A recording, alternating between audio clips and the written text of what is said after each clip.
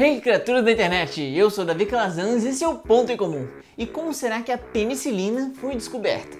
Ah, é o quê? Penicilina? Isso parece nome de remédio. Bom, Miguel, dessa vez você acertou em cheio, porque essa substância é sim um medicamento e também entrou para a história por conta das várias vidas que salvou.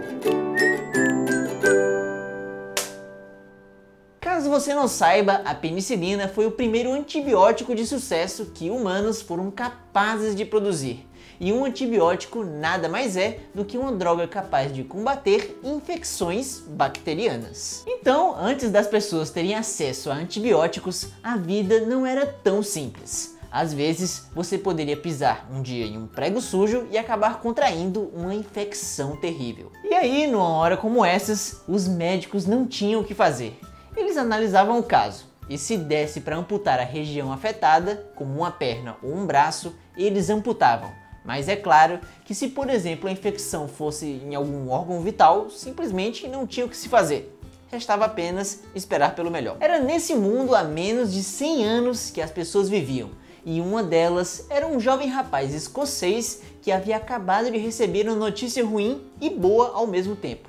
Seu tio John havia falecido. E com isso, ele havia ganhado uma boa grana de herança. O nome desse jovenzito tímido é Alexander Fleming, que resolveu pegar esse dinheiro que havia ganhado e torrar em algo para a sua mente. Então, decidiu se matricular na escola médica do Hospital de St. Mary, em Londres. Lá ele se tornou um aluno dedicado. E na época, ele não possuía muito interesse em uma carreira como pesquisador. O que ele queria mesmo era ser cirurgião. Porém, um amigo insistente resolveu fazer ele mudar de opinião. Fleming, antes de começar a graduação, serviu o exército e lá desenvolveu uma excelente habilidades com armas, especialmente aquelas de longo alcance que precisavam de uma mira muito boa. Então não seria estranho saber que durante os seus estudos ele havia participado um bom tempo do clube de rifle da escola e lá ele era a sensação do seu grupinho de atiradores. Mas infelizmente teria que sair do clube, pois assim que terminasse sua graduação, ele já não teria mais nenhum vínculo com a escola médica. E o capitão do clube de rifle não gostava nada da ideia de perder Fleming do seu time. A única maneira para que ele ficasse mais tempo lá seria se depois de se formar, ele continuasse trabalhando na escola médica como um pesquisador. Mas como eu disse, Fleming queria era ser um cirurgião, o que faria ele ter que sair da instituição de ensino. E assim do clube de rifle também. Foi aí que a lábia do capitão do clube entrou em cena. E com o passar do tempo, durante a graduação, Fleming acabou sendo convencido que talvez ser pesquisador não era lá uma má ideia. E essa mudança de opinião não veio apenas porque o capitão do clube devia ser bom com as palavras, mas porque ele apresentou para Fleming o Sr. Almoth Wright, um pioneiro em terapia com vacinas e imunologia. Foi amor à primeira vista. O pupilo acabou seguindo os passos do seu mentor e decidiu por uma carreira na área. Fleming, então, em 1906, se formou em medicina com distinção e assim poderia dedicar todo o seu tempo à pesquisa. Só que não. Alguns anos depois, o mundo estava mais uma vez entrando em conflito e assim começou a Segunda Guerra Mundial.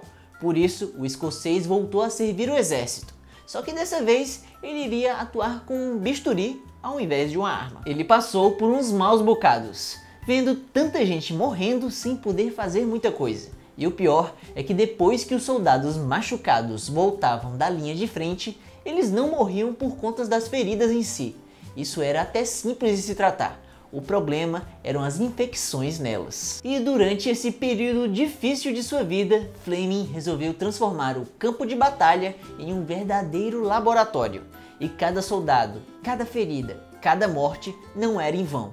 Ele observava, analisava e anotava no seu caderninho. Isso, no fim das contas, gerou um artigo científico sobre como bactérias anaeróbicas podem se esconder em feridas profundas de forma que antissépticos não poderiam alcançar. E vale lembrar que antissépticos, diferentemente de antibióticos, não são capazes de matar somente os patógenos. Eles saem destruindo tudo e a todos. E por isso não dava para você injetar antisséptico profundamente em uma ferida.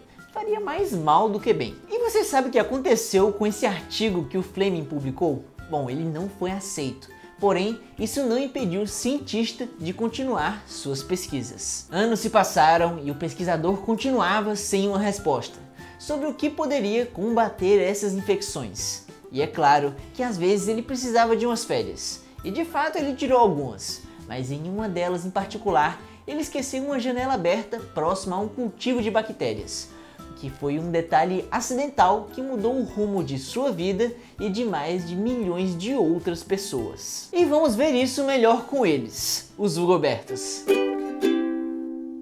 Quando Fleming voltou de férias para o seu laboratório, percebeu que havia algo de estranho com uma placa de cultivo de bactérias. Ela havia sido contaminada por um fungo e, curiosamente, as bactérias ao redor haviam morrido e não conseguiam crescer de novo. Isso chamou muito a sua atenção e logo percebeu que esse efeito bactericida era causado não pelo fungo em si, mas por uma substância que ele produzia. E penicilina foi o nome dado para esse composto. Dessa maneira, Fleming e sua equipe realizaram alguns experimentos para confirmar as suspeitas. E quando saíram os resultados, eles estavam certos de que haviam descoberto o primeiro antibiótico capaz de combater efetivamente infecções bacterianas.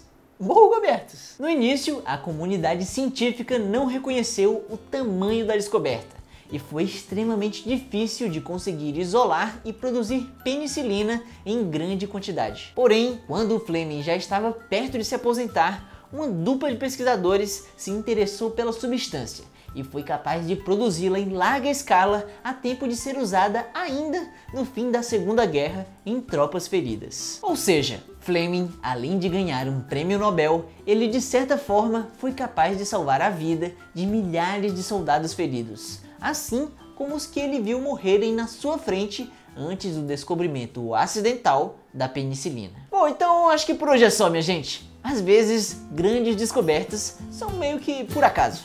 E obrigado por assistir. Para mais maneiras de sobreviver a um ataque de bactérias, se inscreva no canal. Chegou mais uma semana com uma nova pergunta para vocês usarem a criatividade, que dessa vez é: o que uma bactéria diria ao ver penicilina? Responda já aqui nos comentários. As melhores aparecerão no próximo episódio. E agora vão as respostas mais criativas do vídeo anterior. E até a próxima semana.